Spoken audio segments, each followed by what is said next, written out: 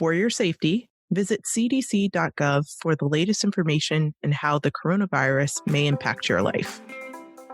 Welcome to Spark Joy, the podcast dedicated to celebrating the KonMari method and the transformative power of surrounding yourself with joy and letting go of all the rest. With your hosts and certified KonMari consultants, Kristen Ivy and Karen Sochi. And now, here's the show. If you're listening to us today, it is highly likely you're inside your home, working from home, social distancing, or even self-quarantine. For now, this is the new normal. We can't even begin to predict the future, and that uncertainty can be overwhelming. Know that we're here for you, and your health and well-being is of highest priority. If you're exhibiting coronavirus symptoms, please seek medical attention immediately. If you're hunkering down but feeling well, this is prime time to take care of home, the one thing you can control these days. Now is the time to get caught up on whatever the thing or things are in your life that you've been putting off for someday. If tidying falls on that list, we designed this episode just for you.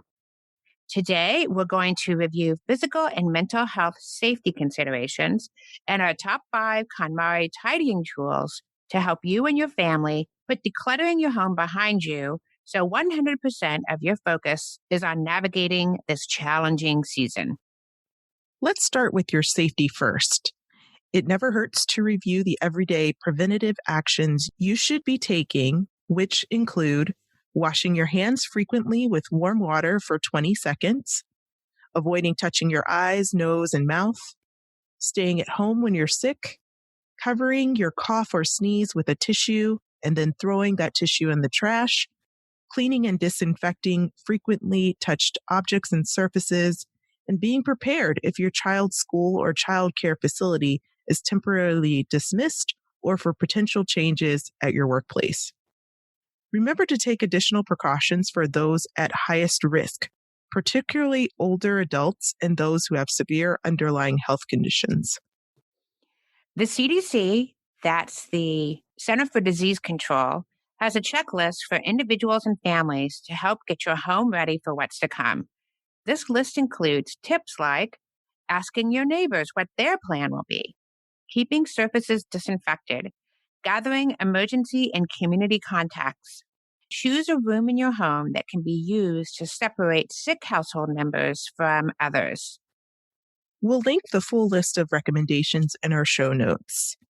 We'll also provide a link to ready.gov, which reminds us during a pandemic, it's important to store a 2-week supply of water and food and periodically check your regular prescription drugs to ensure a continuous supply in your home. We've all seen the wild scenes of people buying tons of toilet paper and other random things, and maybe you have even done some of that yourself. I have to admit, I have looked to see if there are any new supplies of hand wipes every time I pass a drugstore. If you have stocked up on something or everything, it's okay. This is an unusual time, and we often fall into comfortable patterns to cope with stress. Keep in mind that it is really unlikely that basic supplies such as food and water will become scarce, but we all know that avoiding social contact means fewer trips to the store. So allow yourself to stock up enough to feel safe if that feels right to you, but this is a good time to take note of your response to stress and, like everything else, whether it's serving you well. Speaking of emotional well-being, let's talk a little bit about taking care of yourself during this time of social isolation. You may have many more people in your home than usual right now, including a partner and kids with fewer things to do because so many activities have been postponed or canceled. Many people are looking toward this time as an opportunity to get a lot of things they've been putting off, such as finishing that book or doing a craft project done.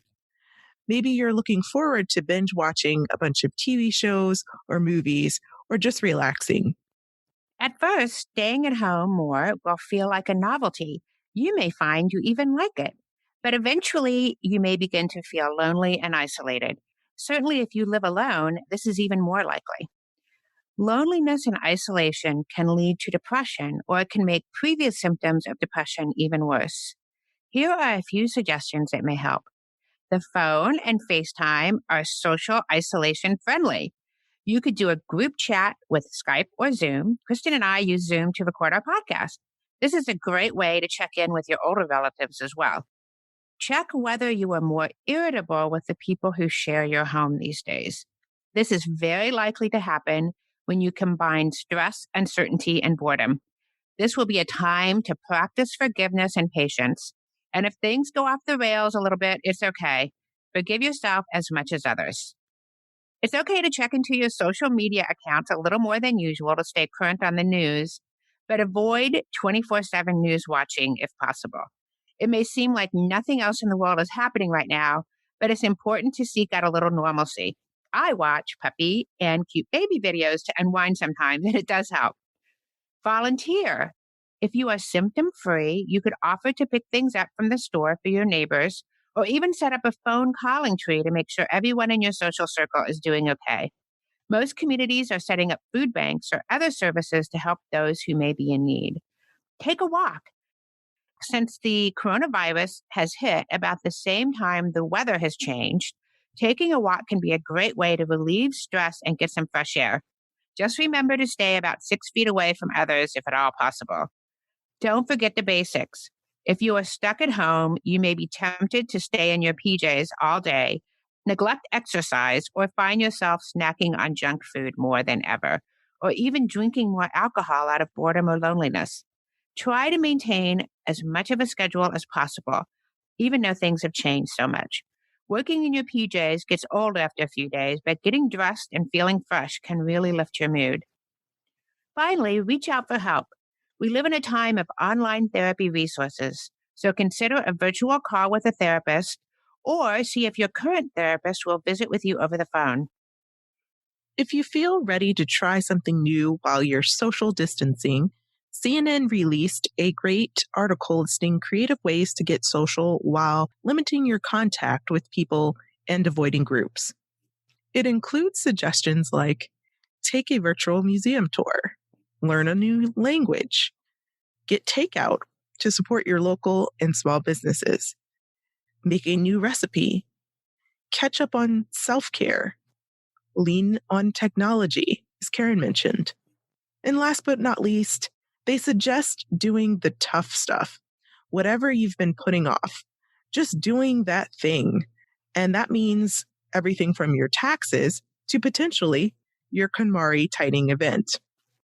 So we'll close with tools you can lean on to tidy up in your home, with the goal of checking home organization off your to-do list once and for all. Tidy tool number 1, the Spark Joy podcast, of course. Our podcast is designed for you to listen to while you tidy.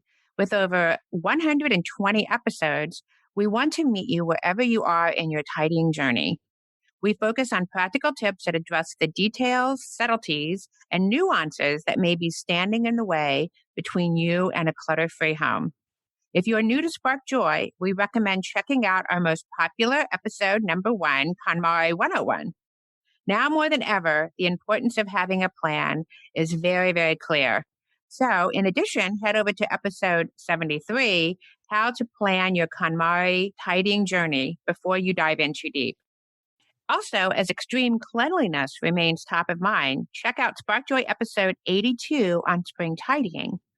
As we mentioned earlier, we're here for you. For a limited time, we're making our coveted Spark Joy episode map available to help guide you through your listening experience. Tidy tool number 2, the Spark Joy Club. Here's more.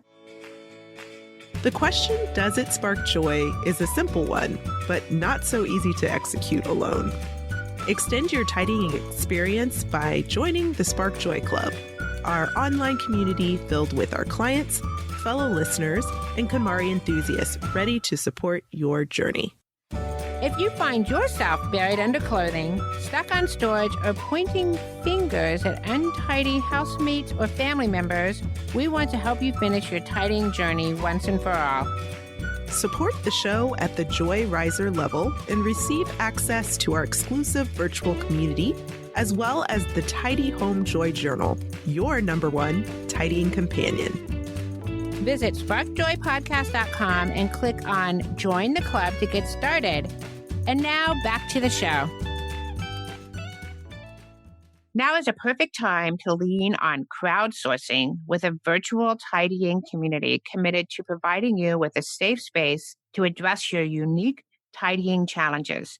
To join the club, visit sparkjoypodcast.com and click Join the Club. Tidy tool number 3, the Tidy Home Joy Journal, your #1 tidying companion. I designed this tool to help you avoid procrastinating.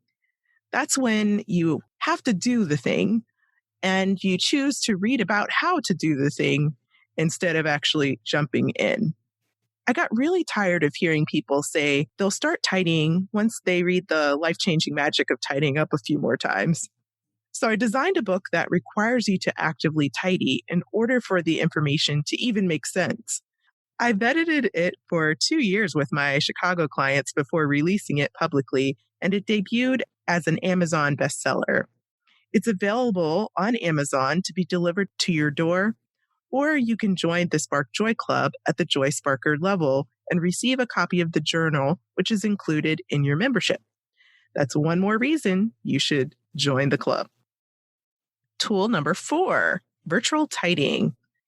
For the last 3 years, I've been virtually tidying with my For the Love of Tidy clients. It's a germ-free alternative to in-home KonMari tidying lessons that also moves you towards your goals. During a virtual tidying lesson, I talk through my clients' goals and vision map a plan. We also take a virtual tidy home tour and address decision-making or storage-related tidying challenges real time. It's a great budget-friendly option for the tidier who's just getting started or facing stalled progress or almost finished, but can't seem to make everything click. It allows you to reap the benefits of concentrated professional expertise and scheduled accountability that you get from that in-home visit.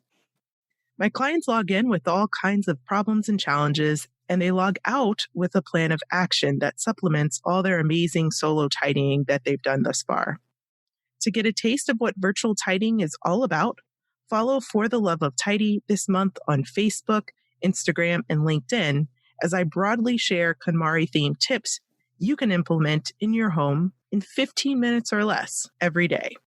We'll also include a link in the show notes to instantly book your 2-hour virtual tidying lesson, accessible worldwide.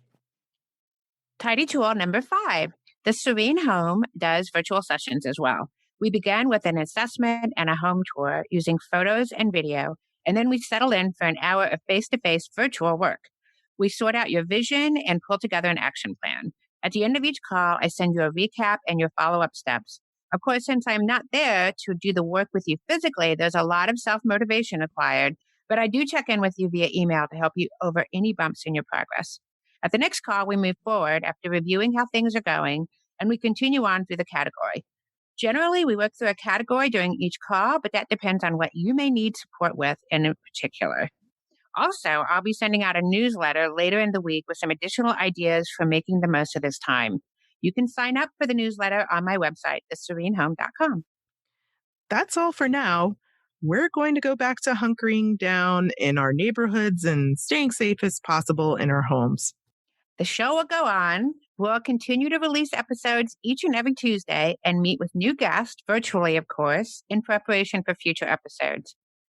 Tune in next week as expert cleaning professional Marcella Barraza joins us to share tips on how to make cleaning spark more joy. And a very special thanks to Spark Joy listener Christine Rastia Jordan for suggesting we cover this important topic today. Be safe, and remember, we want to hear from you. Tell us your burning tidying questions or share stories about how KonMari has impacted your life. Head over to Apple Podcasts to subscribe and review the show, which helps us reach others along their tidying journeys.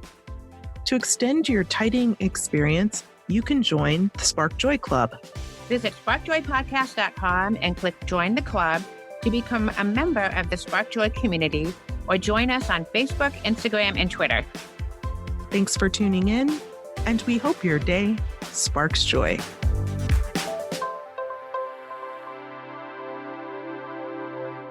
Thank you for listening to Spark Joy with your hosts Kristen Ivy of For the Love of Tidy in Chicago and Karen Sochi of The Serene Home in New York City.